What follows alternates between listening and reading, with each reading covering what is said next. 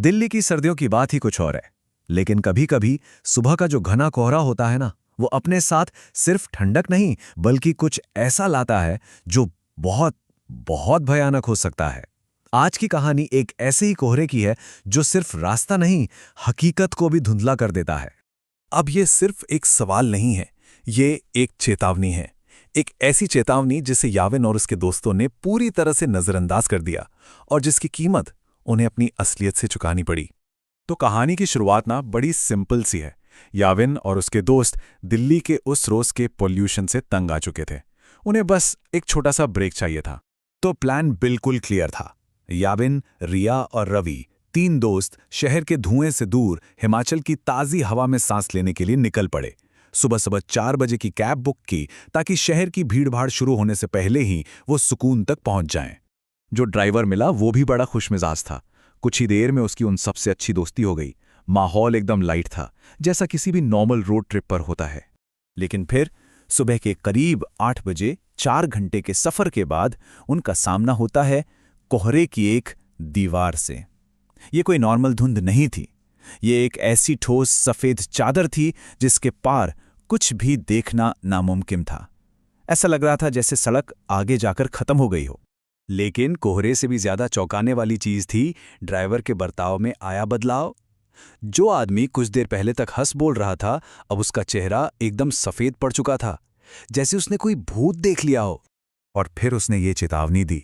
उसकी डरी हुई आवाज में एक अजीब सी सच्चाई लग रही थी, लेकिन दोस्तों को लगा कि ये बस एक मजाक है। उसने कांपती हुई आवाज में समझाया कि ये कोई मामूली कोहरा नहीं है, ये अपने साथ छलावा लाता है। मतलब एक ऐसा मायाजाल जो किसी के भी मन में घुसकर ऐसे भ्रम पैदा करता है जो हकीकत से भी ज्यादा असली लगने लगते हैं। लेकिन याविन और उसके दोस्तों ने उसकी बात को अंधविश्वास कहकर टाल दिया। उन्हें लगा कि ड्राइवर बस यूं ही डरा हुआ है, और इसी के साथ उनकी गाड़ी उस घने कोहरे में समा गई।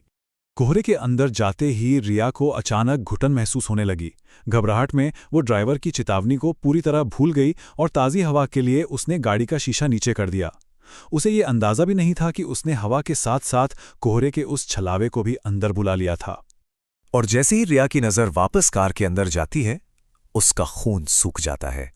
रिया, रवि, ड्राइवर सबके सब गायब थे। कार अपने आप चल रही थी और दरवाजे लॉक्ड थे। वो उस चलती हुई खाली गाड़ी में बिल्कुल अकेली फंस गई थी। कुछ देर बाद गाड़ी अपने आप रुक गई और दरवाजे भी अनलॉक हो गए। रिया ने एक पल भी नहीं गवाया और गाड़ी से निकलकर कोहरे में भागने लगी, जोर जोर से मदद के लिए चिल्लाते हुए। तभी उसे कुछ दूर एक काली परछाई दिखी जो किसी लंबे चौड़े आदमी की लग रही थी।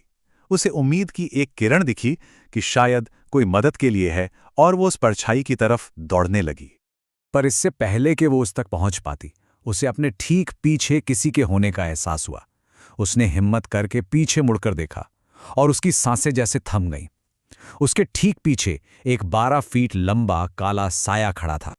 उस साये को देखकर उसकी रूह कांप गई, और ठीक उसी पल उसे पीछे से एक जोर का धक्का लगा और वो जमीन पर गिर पड़ी। लेकिन यहां पर कहानी एक ऐसा मोड़ लेती है जो किसी के भी होश उड़ा दे। रिया का भागना, वो खाली गाड़ी, वो काला साया, ये सब असल में हुआ ही नहीं था। सच तो ये था कि खिड़की खोलते ही वो बेहोश होकर अपनी सीट पर गिर पड़ी थी। जो कुछ भी उसने महसूस किया वो कोहरे का छलावा था, जो अब उसके दिमाग पर कब्जा कर चुका था। ड्राइवर बस एक ही बात दोहराए जा रहा था, और उसकी आवाज में अब डर साफ झलक रहा था। खिड़की खुल चुकी थी और छलावा अब गाड़ी के अंदर था, उन सबके साथ। रिया की हालत देखकर और ड्राइवर के इस अंधविश्वास से तंग आकर याविन जोर से चिल्लाया, गाड़ी तेज चलाओ, उसे किसी भी हाल में रिया को अस्पताल ले जाना था। ड्राइवर ने जैसी ही रफ्तार बढ़ाई, हेडलाइट्स की रोशनी में अचानक एक लड़की आ गई। ब्रेक लगाने का मौका ही नहीं मिला और गाड़ी उससे जोर से टकरा गई। याविन का दिल जैसे बैठ गया। वो कांपते हुए गाड़ी से उतरा। सड़क पर एक लड़की खून से लथपथ पड़ी थी। उसने हिम्मत करके उस लड़की को सीधा किया ताकि उसका चेहरा देख सके। वो रिया थी, वही रिया जो अभी अभी गाड़ी के अंदर बेहोश पड़ी थी। ये कैसे हो सकता था? ये नामुमकिन था, लेकिन सच ठीक उसकी आंखों के सामने था। इस नामुमकिन सच से घबराकर याविन ने पलटकर गाड़ी की तरफ देखा। गाड़ी के दरवाजे खुले थे और वो बिल्कुल खाली थी। रवि, ड्राइवर और रिया की बेहोश बॉडी सब के सब गायब। याविन का दिमाग पूरी तरह सुन्न हो चुका था। वो ड्राइवर सीट पर बैठा और बस वहां से भागने लगा। पर छलावा अभी खत्म नहीं हुआ था। ठीक सामने सड़क के बीचों बीच एक बार फिर वही 12 फुट लंबा काला साया खड़ा था। याविन का कंट्रोल पूरी तरह से बिगड़ गया और गाड़ी सीधे एक पेड़ से जा टकराई। अगली सुबह जब लोगों ने उन्हें ढूंढा तो वे चारों उस टूटी हुई गाड़ी में मिले। जिस्मानी चोटें तो शायद वक्त के साथ भर जातीं, लेकिन कोहरे की उस रात के जख्म हमेशा के लिए रह गए।